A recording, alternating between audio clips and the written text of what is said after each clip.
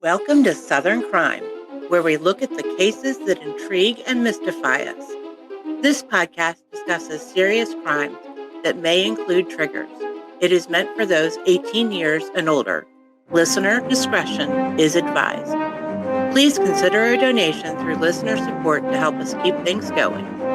While you're here, please smash that like and subscribe button and hit the bell to be notified. Would you like to join the discussion or suggest a case? Leave a comment below. And here we go. So we are kind of going in a different direction tonight because it can't always be about crime. Of course, some might say that this would be a crime. Many might have heard of the so-called Kennedy curse, a tragic sequence of events that befell the Kennedy family throughout the 20th century. Joseph P. Kennedy was an Irish-American millionaire and politician who had been born into a New England political family and made his fortunes in film, whiskey, and steel. He and Rose Elizabeth FIZTGERALD, an intensely devout princess of Boston's Catholic aristocracy, married in 1914 and had 9 children, many of whom would meet premature ends. The couple's eldest son, Joe Jr., who had been groomed since childhood by his father for the future presidency of the United States, was killed in action in 1944 while serving as a pilot during the Second World War. Their 4th child, Kathleen, was also killed in a plane crash while flying with her lover from Britain to the south of France in 1948. The second Kennedy son, John F. Kennedy, would take over Joe Jr.'s political mantle, elected as the 35th President of the United States in 1960. He was assassinated in Dallas, Texas in November 1963. In 1968, the couple's 7th child, Robert Bobby Kennedy, was shot during his own campaign to become a president. Just a year later, in 1969, their youngest son, Edward Ted Kennedy, was involved in a car accident on the New England island of Chappaquiddick, which resulted in the death of a young woman, Mary Jo Kopechne. Through many of these incidents and others, they've been written about and analyzed countless times since the middle of the century. Fewer people might know about the fate of Rosemary Kennedy, the 3rd child and eldest daughter of the Kennedys. Rosemary Kennedy was born at her parents' home in Brookline, Massachusetts. She was the 3rd child and first daughter of Joseph P. Kennedy and Rose FIZTGERALD. She was named after her mother and was commonly called Rosemary or Rosie. During her birth, the doctor was not immediately available because of an outbreak due to the Spanish influenza, which would kill between 20 and 50 million people worldwide.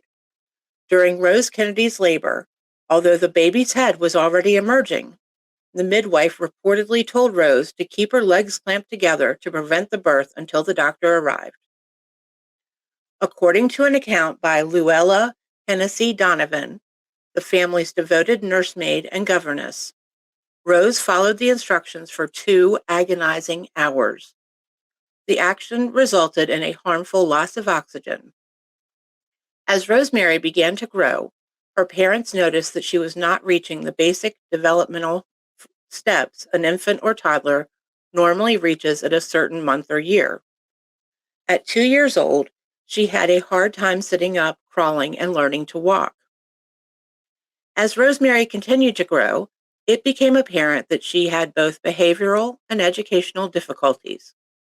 Specialists later told the Kennedys that her development was due to oxygen deprivation suffered as a result of a uterine accident.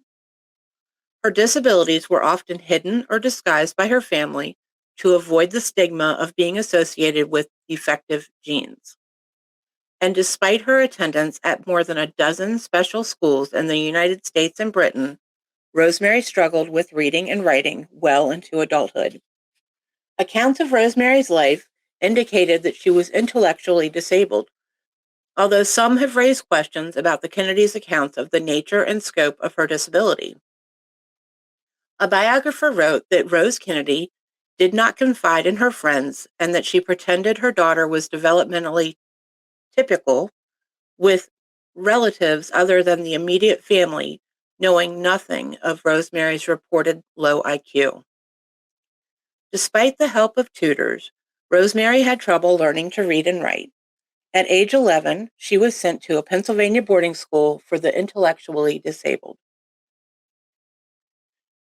At age 15, Rosemary was sent to the Sacred Heart Convent in Elmhurst, Providence, Rhode Island, where she was educated separately from the other students. 2 nuns and a special teacher, Miss Newton, worked with her all day in a separate classroom. The Kennedys gave the school a new tennis court for their efforts. Her reading, writing, spelling, and counting skills were reported to be at a 4th grade level. During this period, her mother arranged for her older brother, John, to accompany her to a tea dance. Thanks to him, she appeared not different at all during the dance. Rosemary read few books, but could read Winnie the Pooh. Diaries written by her in the late 1930s and published in the 1980s reveal a young woman whose life was filled with outings to the opera, tea dances, dress fittings, and other social interests. Kennedy accompanied her family to the coronation of Pope Pius XII in Rome in 1939. I had to sit there and math, y'all. She also visited the White House. Kennedy's parents told Women's Day that she was studying to be a kindergarten teacher, and Parents magazine was told that while she had an interest in social welfare work, she is said to harbor a secret longing to go onto the stage. When Boston Globe requested an interview with Rosemary, her father's assistant prepared a response which Rosemary copied. I have always had serious tastes and understand life is not given us just for enjoyment. For some time past, I have been studying the well-known psychological method of Dr. Maria Montessori, and I got my degree in teaching last year. Seemingly, the happiest period of Rosemary's life was spent in England. In the years preceding the Second World War, after her father, Joseph, was appointed ambassador to the UK by President Franklin D. Roosevelt in 1938, the Kennedy family relocated to England. The beauty and charm of the teenage Rosemary and her younger sister, Kathleen, attracted the attention of the British press and did much to help the new ambassador walk right into the circle of British interests, as one newspaper at the time put it. In 1938, Kennedy was presented to King George VI and Queen Elizabeth at Buckingham Palace during her father's service as the United States ambassador to the United Kingdom. The 19-year-old Rosemary was deemed to be exquisite. The newspapers plastered photographs of her all over their front pages. The Evening Standard swooned over Miss Rosemary Kennedy in her picture dress of white and tulle embroidered with silver. Kennedy practiced the complicated royal curtsy for hours. At the event, she tripped and nearly fell. Rose Kennedy never discussed the incident and treated the debut as a triumph. The crowd made no sign, and the king and queen smiled as if nothing had happened. When British declared war on Germany in September 1939, Rose Kennedy and most of her children turned back to the United States. Only Rosemary stayed behind with her father. When the Blitz began, she was sent out of London to Belmont House, a Montessori school in the country. The Montessori method focuses on all 5 senses to develop a child's learning. By the time she arrived at Belmont, the press's fascination with Rosemary had taken its toll. Photographs of the time show her father grasping her arm tightly during the rounds of public appearances, which were often marred by stumbles and blunders.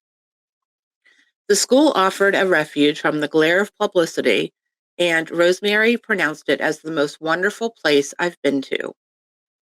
After a few weeks there, Joseph enthusiastically wrote to his wife, "She is contented completely to be teaching with Mother Isabel. She is happy, looks better than she ever did in her life, is not the slightest bit lonesome, and loves to get letters from her siblings, telling her how lucky she is to be over here." Rosemary was indeed thriving. One of her close school friends, Dorothy Gibbs, wrote to Rosemary's father, "Please God that someday he will grant you the joy of a perfect healing for her." However, Joseph's known Nazi sympathies, combined with his outspoken opinions that Britain could not win the war and that democracy was finished, made his withdrawal as ambassador inevitable. In November 1940, with America on the brink of joining the conflict, he was sent back to the United States, his political career in ruins. Rosemary accompanied him, and from this point, her life took a tragic downward turn. According to Rosemary's sister, Eunice Kennedy Shriver, when Rosemary returned to the United States from the United Kingdom in 1940, she regressed. Shriver later stated that Rosemary became increasingly irritable and difficult at the age of 22. Rosemary would often experience convulsions and fly into violent rages in which she would hit and injure others during this period. Rosemary's return to America was disastrous. Taken away from the love and care that had surrounded her in England, she regressed swiftly. The progress she had made at Belmont House vanished. She reportedly had violent seizures and temper tantrums, lashing out at all of those around her, even her younger siblings and the children in her charge. In one incident, she suddenly attacked Honey Fitz, which is the family nickname of her maternal grandfather, hitting and kicking her tiny white-haired grandfather until she was pulled away. After being expelled from a summer camp in Western Massachusetts and staying only a few months at a Philadelphia boarding school, Rosemary was sent to a convent school in Washington, D.C. Rosemary began sneaking out of the convent school at night. The nuns at the convent school thought Rosemary might be involved with sexual partners and that she could contract a sexually transmitted disease or become pregnant. Her occasionally erratic behavior frustrated her parents. Her father was especially worried that Rosemary's behavior would shame and embarrass the family and damage his and his children's political careers. Shut up in the convent, she grew defiant of the restrictions. The nuns could not control her. Many nights, Rosemary's cousin, Anne Gargan, recounted, the school would call and say she was missing, only to find her out walking the streets at 2 a.m. And it did come out that Rosemary was sneaking out, in the words of a fellow patient who shared many of Rosemary's later confinement, to meet men in taverns, men who were happy to give her attention, comfort, and sex. As I said, the convent sisters informed her father, who was horrified. So he began, without talking to his wife, looking into surgical solutions. And in November 1941, he authorized two surgeons, Dr. Walter Jackson Freeman and Dr. James W. Watts, to perform a lobotomy on Rosemary. She was just 23 years old. The doctors told her father that a form of psychosurgery known as a lobotomy would help calm her mood swings and stop her occasional violent outbursts. The lobotomy, a new psychosurgical operation that involved separation or removal of pathways between lobes of the brain, was believed to be a cure for a multitude of psychological delinquencies, such as alcoholism and nymphomania.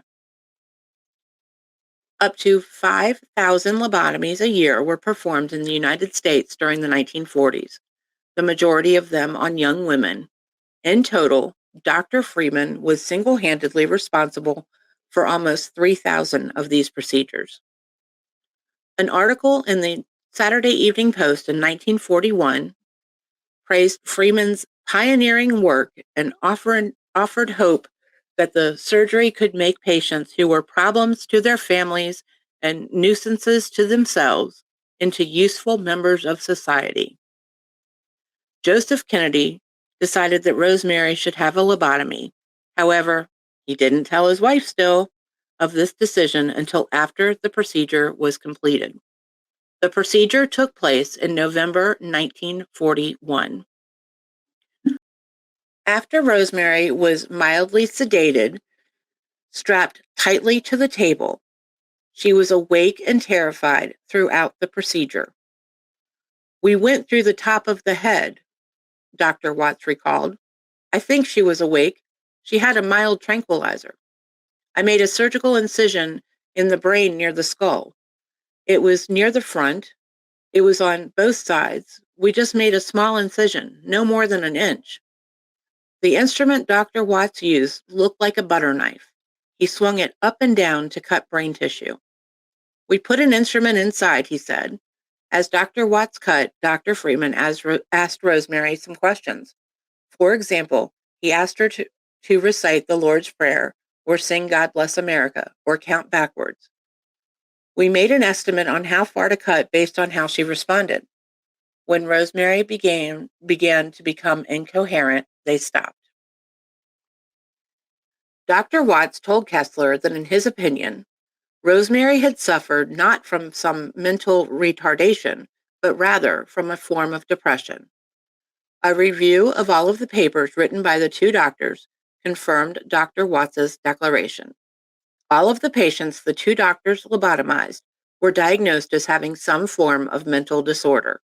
Dr. Benjamin Brown, director of the National Institute of Mental Health, who was previously an aide to President Kennedy, told Kessler that Joe Kennedy referred to his daughter Rosemary as mentally retarded rather than mentally ill in order to protect John's reputation for a presidential run, and that the family's lack of support for mental illness is part of a lifelong family denial of what was really so.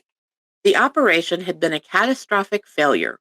Rosemary could no longer walk or talk. Even after years of therapy, she could utter no more than a few words and never fully recovered the use of her limbs. Her autonomy, such as it had been, was effectively over. She was to live for the next 64 years, hidden away in institutions needing full-time care. After the lobotomy, Rosemary was immediately institutionalized. She initially lived for several years at Craig House, a private psychiatric hospital 90 minutes north of New York City. In 1949, she was relocated to Jefferson, Wisconsin, where she lived for the rest of her life on the grounds of the St. Coletta School for Exceptional Children, formerly known as St. Coletta Institute for Backward Youth. Archbishop Richard Cushing had told her father about St. Coletta's, an institution for more than 300 people with disabilities, and her father traveled to and built a private house for her about a mile outside of St. Coletta's main campus, near Alverno House, which was designed for adults who needed lifetime care. The nuns called the house the Kennedy Cottage. Two Catholic nuns, Sister Margaret Ann and Sister Leona, provided her care along with a student and a woman who worked on ceramics with Rosemary 3 nights a week. Rosemary had a car that could be used to take her for rides and a dog which she could take on walks. In response to her condition, Rosemary's parents separated her from the family. Rose Kennedy did not visit her for 20 years. Joseph P. Kennedy Sr. did not visit his daughter at the institution. Mary's lobotomy was hidden from the family for 20 years. None of her siblings knew of her whereabouts. While her older brother John was campaigning for a re-election for the Senate in 1958, the Kennedy family explained away her absence by claiming she was reclusive. The Kennedy family did not publicly explain her absence until 1961 after John had been elected president. The Kennedys did not reveal that she was institutionalized because of a failed lobotomy, but instead that she was deemed mentally retarded. In 1961, after Joseph P. Kennedy suffered a stroke that left him unable to speak and walk, Rosemary's siblings were made aware of her location. Her lobotomy did not become public knowledge until 1987. Following her father's death in 1969, the Kennedys gradually involved Rosemary in family life again. Rosemary was occasionally taken to visit relatives in Florida and Washington, D.C., and to her childhood home on Cape Cod. By that time, Rosemary had learned to walk again, but did so with a limp. She never regained the ability to speak clearly, and her arm was palsied. Rosemary Kennedy died from natural causes on January 7, 2005, at age 86, at the Fort Atkinson Memorial Hospital in Fort Atkinson, Wisconsin, with her siblings, sisters Jean, Eunice, and Patricia, and brother Ted by her side. She was buried beside her parents in Holyhood Cemetery in Brookline, Massachusetts. But Rosemary would change the world. When Joe had his stroke in 1961, Eunice brought Rosemary back into the family and began to pressure her brother to include intellectual disabilities in his policy platforms. She also became increasingly aware of the impact of intellectual disabilities on other families. In the early 1960s, a woman who was aware of Eunice's advocacy work with people with intellectual disabilities asked her what to do about her child, who had been rejected from summer camp because he had mental retardation. I said, "You don't have to talk about it anymore," Eunice later recalled. "You come here a month from today. I'll start my own camp. No charge to go into camp, but you have to get your kid here and you have to come and pick your kid up." She set up the camp at Timberlawn, a Kennedy property in Maryland, and called it Camp Shriver. For 4 years, she invited children with intellectual and other disabilities to her house, free of charge, recruited local high school students to act as counselors, and provided lessons and recreational activities. Children who had always been excluded from group activities thrived in the accepting environment, and Eunice was encouraged by their progress. "I suppose the fact that I had seen my sister swim like a deer in swimming races and do very, very well just always made me think that people with disabilities could do everything." Meanwhile, Eunice went public with her sister's struggle. "We are just coming out of the dark ages in our handling of this serious national problem," she wrote in the Saturday Evening Post in 1962. "20 years ago, when my sister entered an institution, it was most unusual for anyone to discuss this problem in terms of hope. Weary fatalism of those days is no longer justified." Though Eunice did not mention the lobotomy in the article, it is widely considered to have been a watershed for public awareness of this largely dismissed lives of people with disabilities. Eunice went on to expand her camp, and eventually it evolved into the Special Olympics. Today, the organization serves just under 6 million athletes with intellectual disabilities, holding sports events worldwide and working to increase the visibility and health of people with intellectual disabilities. And though Eunice denies that Rosemary, who died in 2005, was the direct reason for her involvement with the cause, there is no doubt that her sister's struggles and stigma deeply impacted her and shaped her views on a better way to treat people with disabilities. Eunice made sure that Rosemary felt included, recalled their brother Ted. "It was really that spirit that started the Special Olympics." So that is the Forgotten Kennedy. It is close to my heart because I have our 2 sons, and 2 of our grandsons are all on the autism spectrum. And then when I was 12, my best friend's brother had was mentally retarded. And that led me to get involved with her family with the Special Olympics. Her mother was very involved in it. So I was involved in volunteering with the Special Olympics. And then I ended up working for ARC in Carroll County, Maryland, which is the Association for Retarded Citizens. And it was because of Brucey that I did that. And Bruce is very capable. He graduated high school with a certificate. He got a job many, many moons ago working as the janitor at the school. And he makes these amazing cutouts. I used to love it when we were still going up to Maryland all the time, because I would drive by his house and, he'd have all of these wooden things that he had made and painted meticulously, and they were beautiful. But he wouldn't sell them. He would give them away, but he wouldn't sell them. So that is the story of Rosemary, and I hope you enjoyed it. We will see you all later. Bye, y'all.